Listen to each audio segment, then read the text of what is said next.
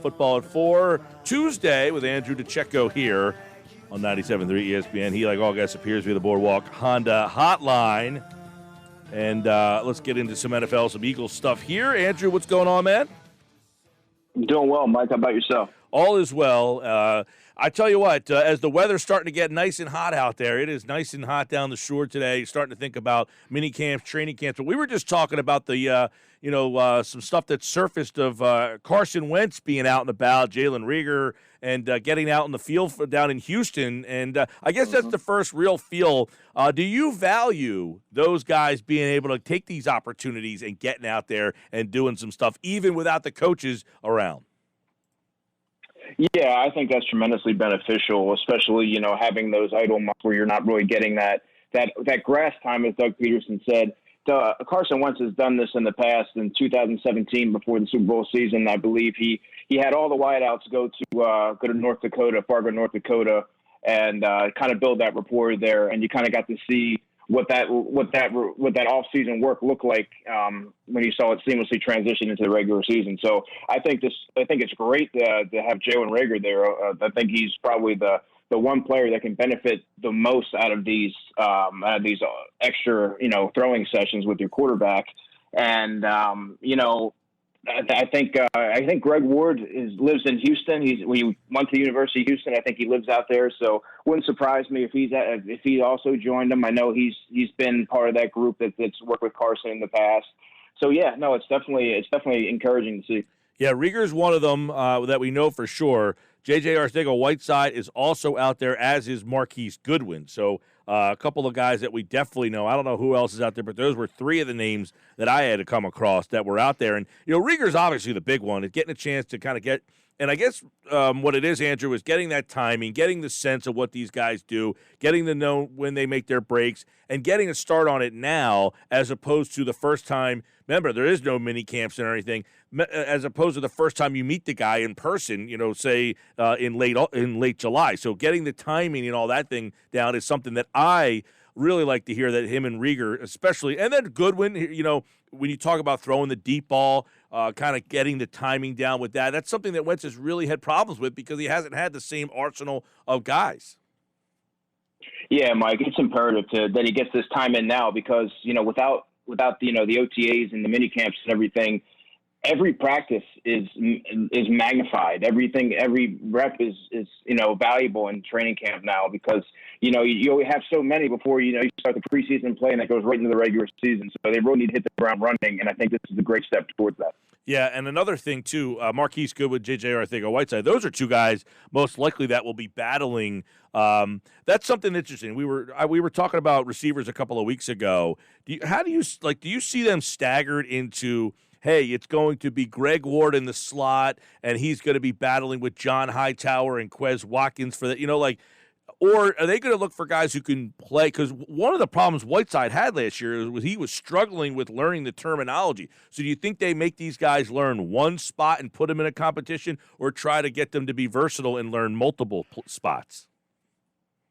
Well, there's a new receiver coach, Aaron Moorhead, so it's yet to be determined how he's going to approach that. You saw Carson Walsh and his approach to J.J. Arcega-Whiteside, and when J.J. came out and said, I would go into game days and not really know what I was doing, where I was lining up, what my responsibilities were. So I think that, to answer your question, I think they would be, better served right now to kind of get a John Hyde or get a Quez Watkins, get them acclimated in one spot before putting too much onto their plate because they're going to be behind the eight ball as it is. So, and I think as far as when you're looking at what receivers you're going to keep, you really need to you don't really want to focus on, specific body types and roles. You want to just keep the best group of pass catchers that you have, whether that be 5 or 6 guys. How much of an impact do you think the wide receivers coach can have? If you look at last year with Carson Walsh, is it his fault that they weren't able to be better than what they were? How much of an impact do you really see a wide receivers coach having on some of these players? Well, in Carson Walsh's case, he had never run a receiver room before, and outside of Greg Ward, there wasn't a receiver on the roster that kind of took a step forward, which is kind of an alarming characteristic coming from a receivers coach when you don't really have anybody that kind of elevates their performance besides a squad player who has been in the system since 2017. And you look at Aaron Moorhead; he's played in the NFL. He goes about 6'4". He has a commanding presence, from what I understand. I think a lot of players are more, he's more relatable to a lot of players, having that prior NFL experience and just, being able to commanding a room. He was a receivers coach at Vanderbilt. And I think that, he has a lot of different, and he has past experiences to kind of lean on and share that with the receiving core. And I think that you're going to see a vastly improved group of receivers this year. Andrew DiCecco, Football 4, powered by InsideTheBirds.com. And, we talk about that Wentz is out there in Houston. They're finally getting some time together and throwing the ball around. But there were some reports yesterday, Andrew, that the NFL could look to push training camp up. It doesn't look like there's going to be mini camps, but because of that, we could be seeing training camps start a little earlier, and that's a positive sign as well. Yeah, I mean that's definitely a positive sign. A lot's going to depend on every team in state has to be on the same page. So a lot's going to depend on I think California would probably be the biggest hurdle there, but it's definitely encouraging to see because, like you said, the time is so minimal right now that and the season's going to be here before you know it. So they really need to maximize their practice time, and I definitely think that it's trending in the right direction there. All right, offensive line stuff. I saw Gil Brandt tweet the other day. You responded. We said he was thinking about the best offensive lines in the NFL. 6 he came up with and did not include the Eagles. Now, it feels like the Eagles are always included when talking about some of the best offensive lines, but is simply losing Jason Peters pulling them off of this list? It's hard to say. There's teams on there that I kind of scratched my head at to begin with, and when you look at the contingent of the offensive line that the Eagles have, and Brandon Brooks is the best guard in the NFL. Quentin Nelson from the Colts might be the only guy that kind of compares to him. Jason Kelsey's a top 3 center. You got Lane Johnson, who's the best at his position. You got Isaac Seumalo, who after he rebounded nicely from that poor showing against the Falcons in Week 2, and he's one of the more underrated offensive linemen in football. So Andre Dillard, they invested draft capital in him, significant draft capital in him, and this is a pivotal offseason for him. But when you have such a strong unit, I think it was kind of puzzling to see them left off the list. I didn't quite understand that, but obviously they don't have the depth of some of those teams that were on the list. We got into the Matt Pryors and the Jordan Mailatas and the Jack Driscolls and the players of that mold, and they do have potential, but it's unproven potential at this point. A hot topic right now around the league is Dalvin Cook extension talks, and I don't want to get too far ahead of ourselves here, but I just wonder if Sanders continues to take the steps in the right direction. What are the Eagles going to do when it comes to Sanders and his contract extension talks? With this position, it's just so crazy to think about how productive they are and how important they are. But when times come where it's time to get paid, teams just won't give out the money. Yeah, and it's hard to say, Hunter, because the Eagles haven't really had a running back of Miles Sanders' caliber in quite a while. So, and we're, like you said, we are a ways away from that. A lot has to kind of play itself out over that time. But if he continues his trajectory, which there's no reason to believe it won't, we've kind of outlined how we think that he can very easily have 1,700 all-purpose yards this season. They're going to have a decision to make. They haven't really. It's hard to say that they're definitely not going to spend that kind of money to a running back, because when you look and see what Miles Sanders can do for an offense, similar to what LaShawn McCoy can do to an offense, it's kind of you want to invest in that player, and he's a homegrown talent, so. It's hard to say how it's going to play out over the next few seasons, but I have to think that they want to keep him in the fold for a while.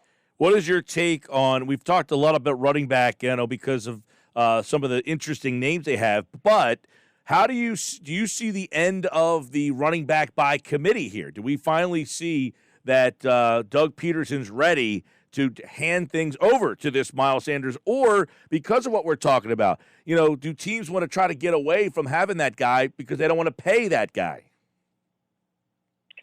Yeah, and Jeff wrote an article on that just a little bit ago, but I think it is the end of the running back by committee.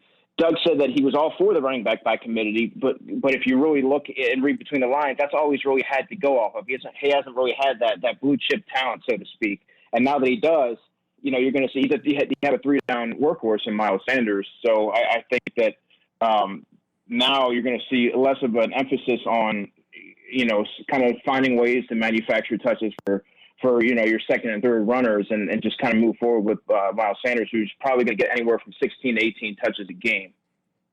Do you think that the running back by committee could actually be better than having that 3-down back? I mean, you get to keep guys less rested, less time to get injured. I mean, it just seems like the running back by committee has been so solid that is it a recipe for success? I'm not saying to because the Eagles have what they have in Miles Sanders, I'm not saying to not utilize him a lot, but I'm just looking at what the Eagles have done over the last few years with some of the committees, and it has shown success. So is that a bad philosophy to have? We talk about it as if maybe they should try and get away from that. And is that the case? Should all teams look to get away from a committee? Well, there's pros and cons to both, Hunter. Obviously, with the committee approach, you can keep guys fresh and keep that, and it kind of minimizes the wear and tear on the body. And that particularly works if you have, 3 runners with varying skill sets. If you have some with the similar skill sets, it's very redundant and it really doesn't serve that much of a purpose. But, when you have a guy like Miles Sanders, a 3-down guy who can just stay on the field and keep the offense in a rhythm. And I think that that's such a rare commodity in today's NFL. There's so few guys that can actually do that and kind of, have that, workhorse, true, 3-down running back label. It's so rare that I think that when you have one, you gotta find a way to keep them. How do you keep them in the mix? How do you compare? I know you just did a piece on the Giants, and they got Barkley. Mm-hmm. You got Elliott in Dallas. How do you compare Sanders next to those two guys? It's far too early to kind of determine where we're gonna slot Miles Sanders in comparison to those guys. But and he has a different body type and somewhat of a different skill set than some of those guys that you mentioned. But he has a very high ceiling. I could see him, having that type of Saquon Barkley production. Saquon is the only offensive weapon that the Giants have right now, so the offense kind of runs through him. So he's going to get a lot more touches than Miles Sanders will. Same goes for Ezekiel Elliott. Those guys are the focal points of the offense. So, but in Ezekiel Elliott, he's more of a downhill runner. He can catch the football. He's a little bit bigger. Same thing with Saquon Barkley, but Miles Sanders is a little bit more explosive, I would say. He's a little bit more explosive than some of those guys, and I think that he has yet to scratch the surface with how good he can be. Andrew DiCecco, Football 4, powered by InsideTheBirds.com. Looking at some Eagles. We'll get into some NFL stuff as well. And, one of the things we talked with Jeff about on yesterday's, there was Fletcher Cox made the list of Pro Football Focus's top 50 players. Now, where he fell on that list, I was pretty surprised. He was 15th overall in the entire league, and he was the second best defensive tackle. So when I say Fletcher Cox's name to you, would that be where you would envision him being league-wide amongst his peers? The number 2 defensive tackle in all of football and the number 15 overall player. Yeah, I mean, absolutely. You look at the impact that Fletcher Cox had on football games. You look at his production from 2018. He had 830 snaps. He accounted for 80% of the snaps. And he had 10.5 sacks. But then when you look at 2019, when he had 799 snaps and saw that production dipped from 10.5 sacks to 3.5 sacks, on the surface, you might be like, well, he had a dip in production. Maybe his play has fallen off. Well, that's not necessarily the case. When you watch the tape, you look at, there's a lot of things that are at play there. You look and see he had to play all those snaps. He didn't have Malik Jackson next to him. He has a rotating cast of characters. We look at, Akeem Spence, T.Y. McGill over the years, Bruce Hector. And you have so many of these different guys that he really has to play all the snaps. And he didn't get that extra help off the edge like he had the previous season with a Chris Long, with Michael Bennett, with Brandon Graham having a big year. So he has to play a lot of snaps. You kind of see him wear down towards the end of the season, but he commands double teams. He's explosive off the line, quick burst. He has good lateral movement. There's a lot of things that he does well that might not show up on the stat sheet, but it's impactful on game day. Yeah, it's weird because I don't know. I guess he just doesn't he's not in when you talk about like Aaron Donald, his name comes out first. And I'm not like JJ Watt plays the end and he's a tackle, but I feel like nationally he doesn't get the same recognition as some of those other top level defensive linemen.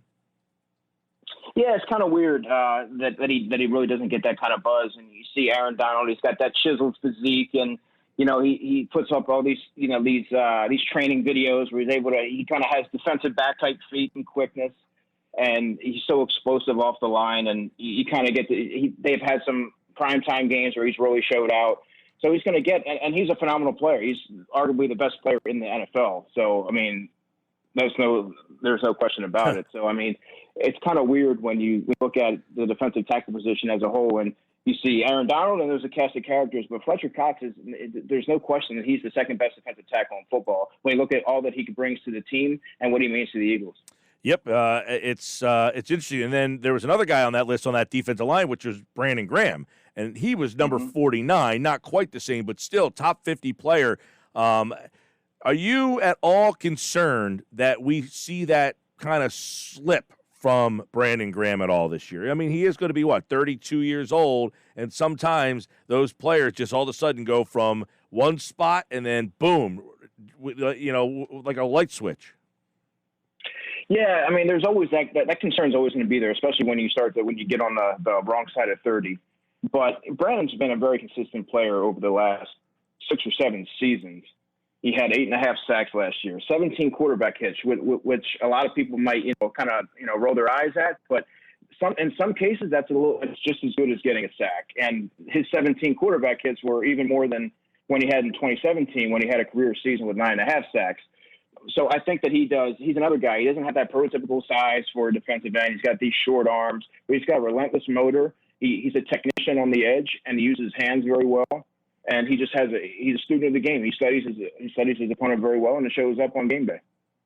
Going back to Fletcher Cox, next to him will be Hargrave and Malik Jackson. What should we expect out of Malik Jackson this year after the injury last year and what he did earlier in his career? You get to play next to a guy like Fletcher. When he does get his time out there, what should we expect from him? I think you're going to see the Malik Jackson that you saw 3 seasons ago, because he's going to be a lot more. He's going to be a lot fresher, and he's recovered from the injury, and he's going to maybe even see some snaps off the edge. So it's going to kind of play to some of his strengths there. He's not going to have to be that 3-down tackle. He's going to have some help there. So I think that when you see he can alleviate some of the pressure for one off the defensive end rotation. When you see there's a drop off there when you have Derek Barnett and Brandon Graham. So I think we'll play some defensive end there, and also be a key to third defensive tackle, kind of like what Vinny Curry and Chris Long have done in the and as far as moving inside NASCAR packages. All right, Football 4, Andrew DiCecco's with us. We're hopeful, by the way, that we see fans in the stands. We saw that New Jersey just opened up, and I guess there's a possibility for that. I'll ask you whether or not you have any anticipation, or do you think now at this point that when the season kicks off, we're going to see some semblance of 25%, 50%, 75% full stadium? Where do you feel? Where do you stand on that?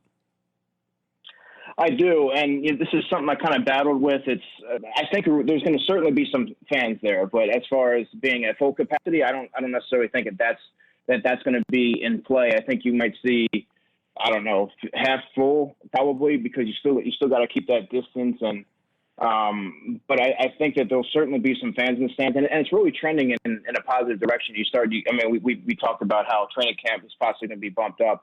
So, I mean, things are starting to, play favorably into that. I just don't think it'll be completely full. All right, before we roll, and I know there's been a lot going on. The NFL on Friday put out a statement that was, really making the rounds, a lot of impact from both sides here. Malcolm Jenkins responded today saying, quote, "I still don't think the NFL has gotten it right until they apologize specifically to Colin Kaepernick or assign him to a team. I don't think that they will end up on the right side of history." That's what Malcolm Jenkins just recently said today. Were you surprised, number one? I said to Jeff yesterday, Andrew, I had to look at the account multiple times and make sure I wasn't getting duped. Like, I really was like, is this a fake account? were you surprised, and do you think that was a significant message from the NFL? It was, but only, like Jeff said, only if there's actions that follow that message. It can't just be you make this, you deliver this, this message, and then that's the end of it. He finally admits that the NFL was wrong for not listening earlier and encouraging, all to speak out. And you got to see that joint video from prominent NFL stars. It was so nicely done. And he did. He said he would be reaching out to players that, raise their voices and others in an effort to be more united. Now, that sounds great, but we need to see that happen before we can kind of, say that he's coming from, that he's being fully transparent. So, I mean, we're going to find out in the coming months whether there's some truth behind what he said and whether he's going to live those words. It was definitely encouraging to see. Yeah, that's definitely something I really am anticipating seeing if that was a Friday news dump type of thing and just kind of put it out there and hope that people forget about it, or if they really make an effort to try to do something to change here. But it'll be interesting that Malcolm Jenkins stepping up today to say something, saying, look, I appreciate it, but until you say something specifically to Colin Kaepernick, because he kind of danced around it. Hey, we didn't listen to our players in the past, and I guess that was his kind of way of maybe giving a tip of the cap to Kaepernick. But I guess some players, I took it too. Right? It just seems that some players are like, nice try, but we caught you. Yeah, hey, that's immediately what I thought of when I read that too. It's like, pretty much like, we got you here. If you're gonna admit that you were wrong, then you need to issue an apology to Colin Kaepernick and kind of right the wrong that you've kind of let open-ended for the past few seasons. So I agree with you there. All right, DiCecco NFL on Twitter. Give him a follow. 97.3 ESPN.com. Eagles training camp will hopefully have a date at some point in the near future here. And as news continues on the NFL, we got you here on Football at 4. All right, Andrew, take care, pal. All right, guys, tough Friday. And he, like all guests, appeared via the Boardwalk Honda hotline. Yes, he's back on Friday. Mosher's in tomorrow. We'll do a little Ask ITB stuff with Jeff Mosher, Adam Kaplan on Thursday, and Andrew's back on Friday. Football at 4 powered by InsideTheBirds.com.